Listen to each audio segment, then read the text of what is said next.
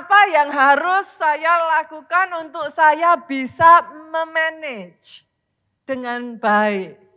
Boleh enggak kita belajar dari nol, saudara? Saya tahu setiap kita di tempat ini beda-beda ya ininya. Proporsinya, levelnya berbeda-beda. Tapi saya akan tarik dari yang paling basic dulu, boleh enggak Bapak Ibu? Boleh ya. Dan karena minggu ini tadi saya sampaikan saya masih akan membahas mengenai finance, keuangan. Maka saya akan membagikan kepada saudara 7 poin manajemen keuangan. Yang pertama saudara, yang pertama simple aja, fokus mempertebal cash flow positif. Oke, kan ini dasar loh. Pastor, apa itu cash flow? Arus kas. Apa itu arus kas? Sesederhana keuangan kita itu seperti air yang mengalir. Arus kas adalah arus di mana aliran uang masuk dan uang keluar. Cash flow positif berarti aliran yang masuk lebih besar dari aliran yang keluar. Saya tanya, kalau saudara jadi yang punya kolam, lebih senang banyak ikan masuk apa banyak ikan keluar? Tapi saya tuh heran tuh saudaraku, banyak orang kalau ikannya banyak yang keluar senang tuh. Loh, iya kan? Beli, happy. Uangnya habis, beli, happy. Gak ada uang, gesek, happy. Loh, cash flow positif itu sesederhana apa saudara? Aliran masuk, cash flow positif itu sesederhana gini. Saudara harus tahu dari mana itu uang berasal, kemana dia pergi.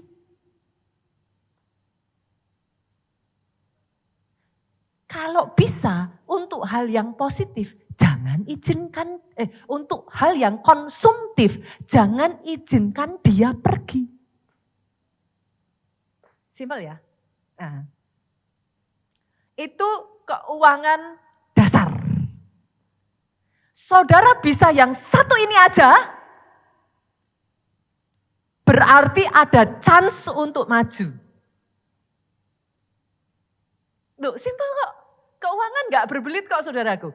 Pastiin aja arus masuk lebih besar dari arus keluar. Sederhana ya. Boleh ya? Oke ya. Saya lanjutkan yang kedua, boleh enggak saudara? Oke. Berarti yang pertama tadi apa? Pahami dari mana aliran uang saudara, lalu dia pergi ke mana. Kalau itu konsumtif, ditahan, jangan pergi. Oke ya, itu yang pertama. Yang kedua, yuk tingkatkan financial IQ.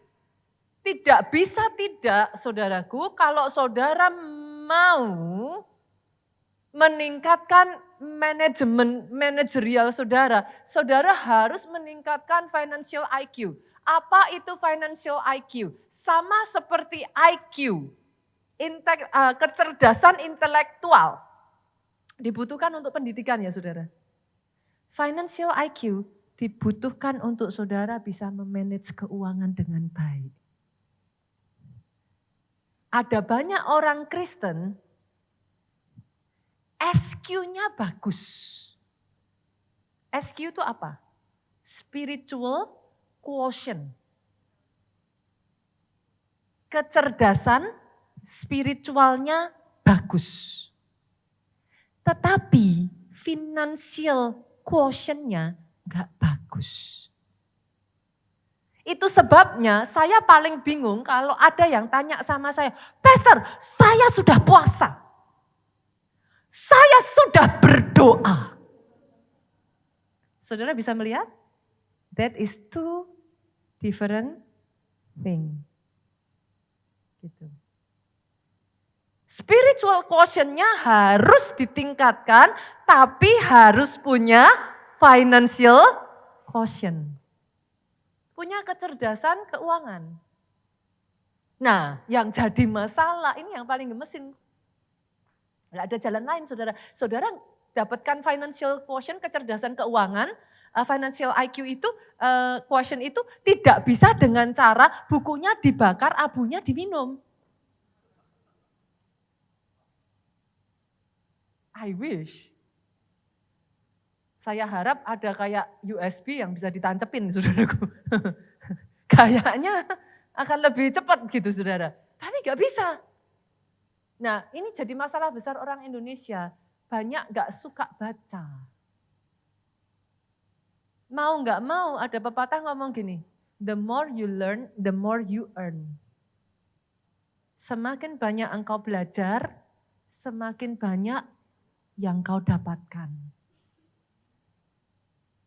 Harus belajar. Rajin-rajin baca ya, Bapak Ibu. Kenapa? Apa sih bedanya orang dengan punya financial quotient sama yang financial quotient-nya nggak bagus, saudara?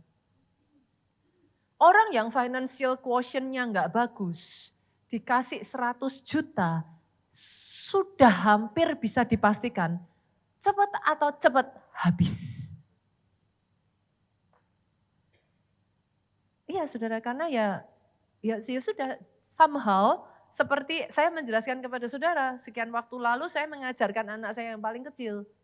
Jen, mulai belajar ya, sekarang bisa dipercaya dalam keuangan. Saya suruh dia bikin pembukuan, saya suruh dia menulis hal simpel saudaraku, pemasukannya berapa, pengeluarannya berapa. Saya tanya sama dia, Jen ini dapat uang banyak, Jen happy enggak? Happy. Mau diapakan uangnya? Habiskan. Saudara bisa mengerti? Buat yang financial quotient-nya ini belum ditingkatkan, maka seberapapun justru banyak orang kerja keras dengan tujuan setelah ini beli tas branded. Habiskan. Dan habiskan tadi happy hatinya. Justru kalau nggak dibolehin, saudara bisa ngerti maksud saya? Selama financial quotient-nya tidak ditingkatkan dan masih pemikirannya sama, mindset-nya tidak dirubah, ya nggak bisa saudara. Bukan Tuhan nggak memberkati ya. Hujan itu deres. Hujannya deres, tapi kalau embernya lubang, saudara boleh taruh ember, hujan turun, tapi lubang. Ada ayatnya saudara. Oh ada ayatnya Bas? Ada. Yuk kita buka. Tuhan tuh ajaib kok saudaraku. Alkitab saudara itu penuh dengan pelajaran ekonomi loh saudara. Amazing. Amsal 21 ayat 20. Ini gak enak lagi ini saudara. Harta yang indah dan minyak ada di kediaman orang bijak. Tetapi orang bebal memboroskannya. Lihat kiri kanan dan tanya, kamu yang mana? Gak enak lagi tuh ini saudara. Harta dan minyak ada di rumah orang bijak. Tetapi orang bebal, yang bilang bukan saya loh saudara. Pertanyaannya, saya yang mana? Karena tidak peduli hujannya deres, kalau embernya bocor, ya sudah habis saudaraku. Mau 100 juta, mau 200 juta, mau 1 miliar. Habis. Itu sebabnya poin yang kedua nggak bisa enggak, tingkatkan financial IQ. Cara ningkatin nggak ada cara lain. Belajar. Belajar, belajar, belajar. Alkitab juga banyak kok saudara. Ini ayat-ayat kalau saudara menemukan ya, itu sebenarnya di dalamnya maknanya besar sekali. Ini yang ketiga ya. Kita lanjut lagi boleh? Ini juga berat lagi saudara. Simple tapi nggak gampang. buat anggaran. Sampai di sini dulu, boleh saya tanya, ada di sini yang masih membuat anggaran, angkat tangan? Ada, saya lihat tangan-tangan terangkat. Good, turunkan. Dan ikuti anggarannya. Ini saya mau tanya sungkan nih saudara. Yang bikin tadi, yang buat tadi diikuti enggak? Ada yang langsung angguk-angguk luar biasa. Dimulai dari simple saudara. Aliran tadi yang kita inginkan kan besar yang masuk daripada yang keluar. Nah, untuk memastikan dia masuk dan tidak keluar, dikasihlah keran. Kerannya namanya anggaran. Ada ayatnya enggak, Pastor? Ada, saudara. Alkitab itu menyenangkan, kan saya udah bilang. Alkitab itu menyenangkan. Lihat, Amsal 27 ayat 23 sampai 24. Ngomong gimana? Kenalilah baik-baik keadaan kambing dombamu. Kan zaman dulu saudara. Loh, ya kan zaman dulu memang orang Israel itu adalah orang yang hidup dari agraria, bercocok tanam dan beternak. Nah Tuhan ngasih perintah, kenalilah baik-baik keadaan kambing dombamu, telinganya masih utuh enggak, kakinya pincang atau enggak, harus kenal. Di sini kalau saudara punya toko, harus kenal toko saudara. Ada enggak yang nyuri dombanya? Harus kenal stoknya. Stoknya memang aman atau ada yang nyuri? Nah, perhatikanlah kawanan hewanmu. Disuruh perhatikan satu-satu saudaraku. Pekerjaannya gimana? Kadang kalau kita enggak hati-hati ya saudara, ada sangat banyak hal yang tidak terduga bisa terjadi. Tuhan ngomong, disuruh hati-hati, disuruh memperhatikan. Kenapa? Nih ayat berikutnya, karena harta benda tidak abadi. Sekarang saudara boleh punya, tapi kalau enggak hati-hati, kalau enggak diperhatikan, ayat ini ngomong apakah mahkota tetap turun-temurun. Dari kakek neneknya kaya, dari buyutnya ke atas kaya. Apakah turun sampai ke bawah tetap sama? Loh, ini ayat amazing sekali loh saudara.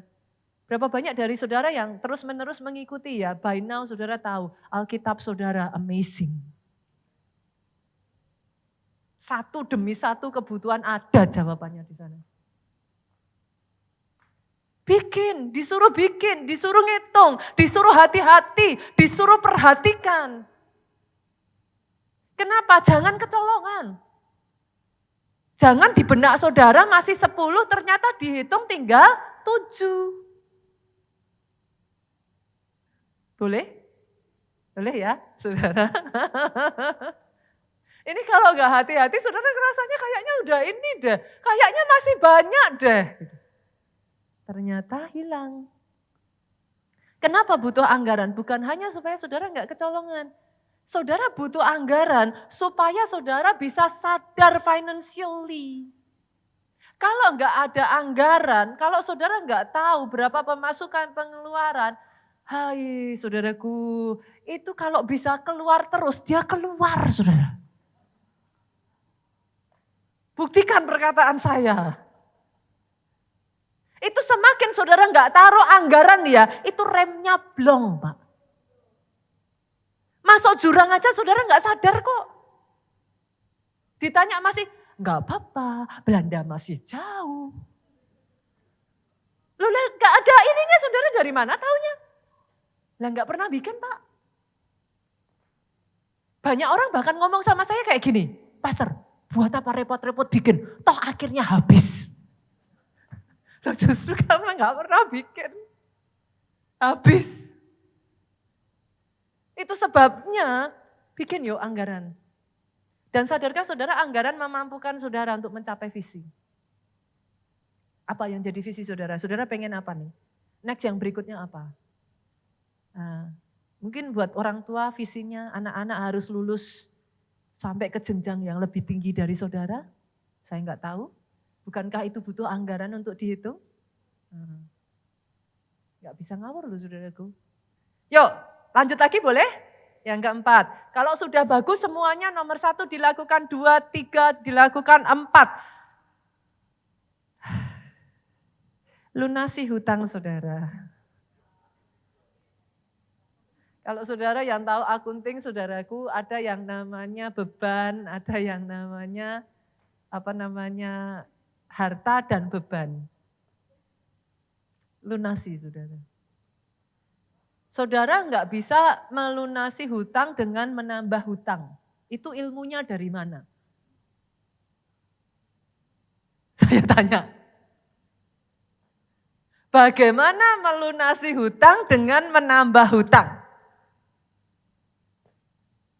Setahu saya 1 tambah 1 sama dengan 2. Saudara 1 tambah 1, saudara berharap 0. Gimana?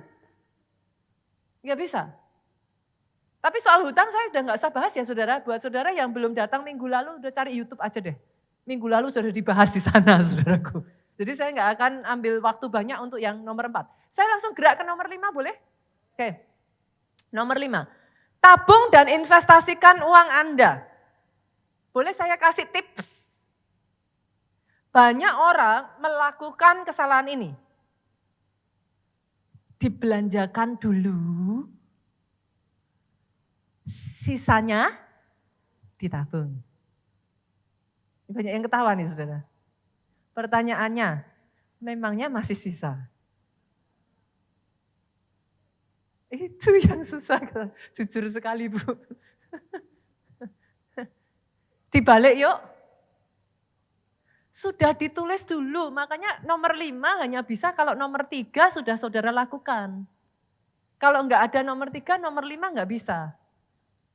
Tetapkan dulu, saudara mau nabung dan invest berapa, baru sisanya boleh dibelanjakan. Kalau enggak, mau sampai lebaran kucing gitu saudara. Ibaratnya saudaraku mau sampai kapanpun, mimpi tinggal mimpi. Pastor, saya maunya juga menabung dan invest, Pastor. Tapi gagal lagi, Pastor. Nanti bulan depan, kok masih gagal ya, Pastor? Karena memang gak boleh, saudaraku.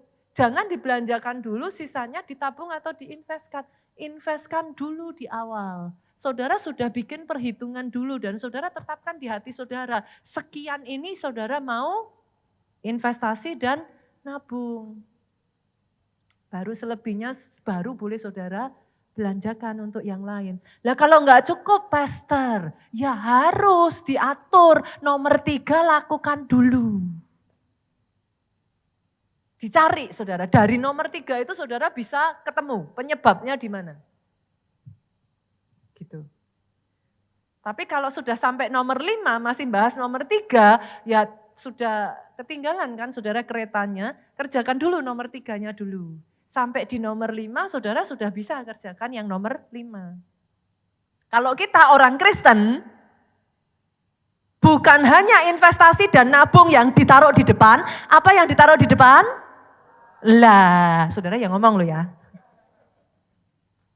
Tapi saya senang tuh di keluarga Allah yang kayak gini-gini gak sensi ya Bapak Ibu. Hah? Gak sensi?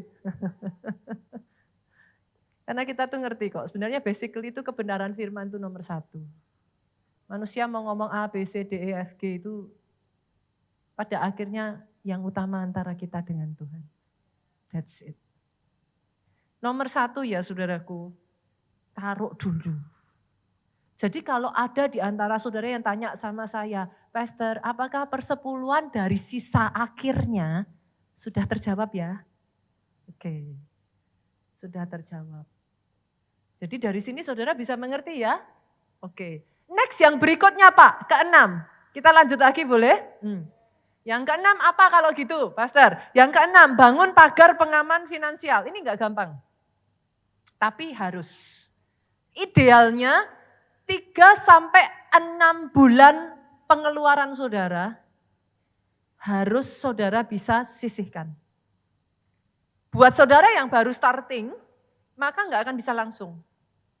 Memang harus saudara taruh dulu, terus bertahap. Kenapa saudaraku? Yang ini untuk menjaga kalau ada yang tidak sesuai dengan rencana, saudara nggak crumble, runtuh satu demi satu.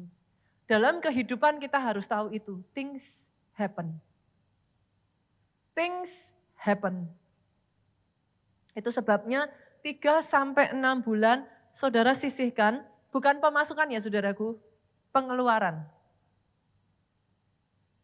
Jadi ketika hal-hal yang urgent, ketika hal-hal yang tidak terduga terjadi, kapal saudara masih tetap bisa berlayar. Itu sebabnya buat sebagian besar dari saudara saya akan katakan ini, jangan lupa asuransi. Saya enggak di-endorse ya saudara. Oke. Setidaknya, Pastor, keadaan saya belum memungkinkan, setidaknya gunakan manfaat fasilitas pemerintah BPJS. Setidaknya. Saudara bisa lebih dari itu, go ahead. Pastor, saya nggak percaya asuransi. Oh boleh, bebas kok, orang bebas kok. Kalau nggak percaya asuransi gimana? Boleh. Saran saya kalau memang demikian ya saudaraku, jumlah premi yang harusnya saudara bayar untuk asuransi, masukkan itu dan dikelola, diinvestasikan. Tapi harus sedisiplin itu, tidak semudah itu. Saudara. Kalau saudara nggak bisa ya saudara pikirkan, karena nggak bisa saudara harus pilih salah satu. Gitu. Kalau saudara memang nggak percaya, saudara mungkin punya pengalaman yang buruk. Saya pernah Pastor udah bayar premi setiap bulannya, kenyataannya pada saat dibutuhkan, ditarik juga nggak dikasih, ya oke. Tapi itu bukan berarti saudara bisa berhenti loh. Dengan premi yang sama setidaknya masukkan, saudara harus cari jalan, investasikan. Dan harus dalam bentuk yang mudah dicairkan. Untuk yang dana cadangan ini ya saudaraku, ini untuk dana urgent ini saudara nggak bisa saudara taruh dalam bentuk aset. Akan berat saudara, pada saat dibutuhkan belum tentu bisa dilepas. Mungkin yang paling bisa cair cepat mungkin kayak semacam emas, tapi kan dia angkanya akan naik terus. Gitu. Nah, atau investasi. Cuman investasi saudara juga harus hati-hati. Nih, nasihat firman. Kenapa saya katakan firman Tuhan itu sangat aware terhadap ekonomi, saudara. Yuk, kita buka ayatnya yuk. Pengkhotbah, pasalnya yang ke-11. Ini ngeri sekali ini ayat ini, saudaraku. Pengkhotbah pasalnya yang ke-11, ayatnya yang pertama sampai ayatnya yang ke-8. Nanti saudara baca. Lemparkanlah rotimu ke air, maka engkau mendapatnya kembali lama setelah itu. Apa ini saudara? Apa ini? Ini investasi saudara. Nyenengin ya. Ini ayat-ayat tentang ekonomi saudara. Cast thy bread upon the waters, for you shall find it after many days. Ini nyenengin sekali. Lihat ya, ayat yang kedua ya. Berikanlah bagian kepada 7, bahkan kepada 8 orang. Karena engkau tidak tahu malapetaka apa yang akan terjadi di atas bumi. Ini apa saudara? Kalau saudara invest, jangan ditaruh di satu titik. Bagi jadi 8, 7 atau 8. Ini ayat ini bicara itu. Ini nyenengin banget saudara. Ini semua petunjuk ekonomi, nanti saudara baca sampai bawah ya. Nih, taburkanlah benihmu pagi-pagi, jangan memberi istirahat kepada tanganmu pada petang hari, karena engkau tidak mengetahui apakah ini atau itu yang akan berhasil, atau kedua-duanya sama-sama baik. Ini semua turun sampai ke bawah ya, saudara baca sampai ayat 8. Itu nanti saudara akan lihat petunjuk-petunjuk keuangan. Banyak orang seringkali jatuh di dalam investasi karena semua dananya ditaruh di satu titik. Begitu satu titik itu kolaps, hancur, habis. Gitu. Jadi kalau saudara mau tahu, Pastor, saya tuh nggak tahu Pastor nasihat Tuhan tentang keuangan itu apa. Saudara, senggol kiri kanan, nggak ada jalan lain. Itu Alkitab nggak bisa saudara bakar, diminum abunya, nggak bisa. Senggol kiri kanan. Baca Alkitab saudara. Sudah ada semua kok. Tuhan itu ajaib. Dia tahu, dia memberikan nasihat satu persatu. Ini kalau saudara baca ya, cakep sekali loh saudaraku. Cakep sekali. Sayangnya ada banyak orang tidak membaca. Akhirnya jatuh. Bahkan ayat firman tuh ada yang ngomong kayak gini, janganlah menjadi penanggung dari sesamamu. Banyak orang datang ke saya ngomong nangis-nangis, pastor, saya menolong sahabat saya, keluarga saya, sekarang malah saya yang akan dilibatkan secara hukum akan ditangkap karena tidak bisa membayar. Firman sudah ada, saudara. Jangan menjadi penanggung dari sesama. Jadi satu demi satu, actually semua nasihat-nasihat itu tinggal diapain saudara? Baca. Tinggal dibaca.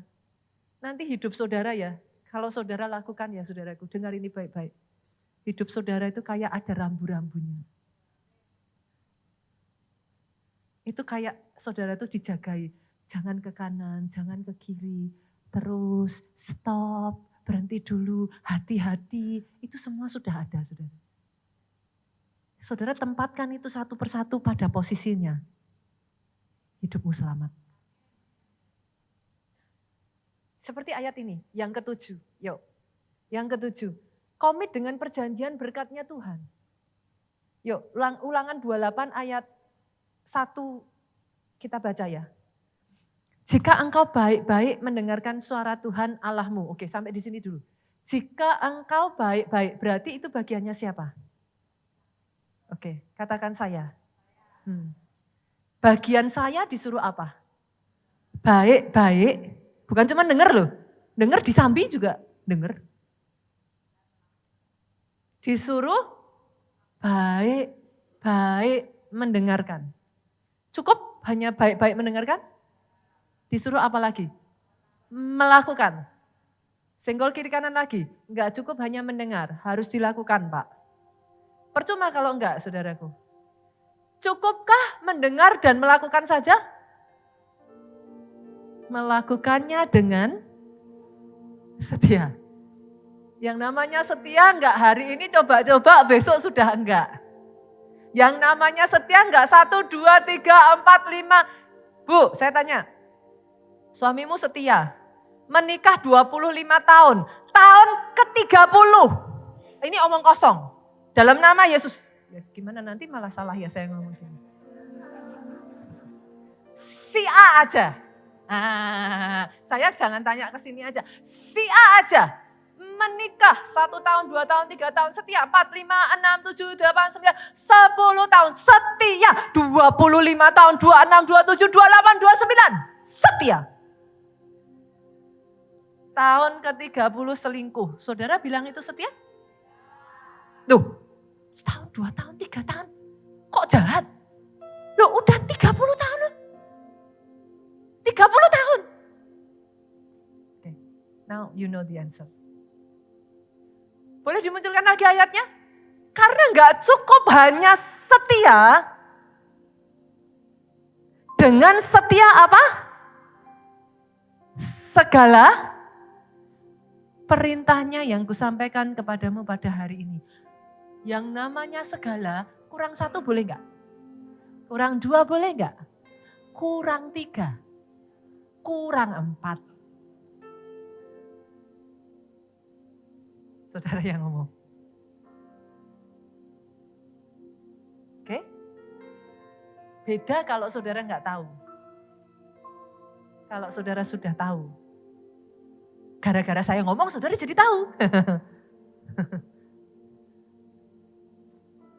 Dengarkan dengan baik-baik. Lakukan dengan setia.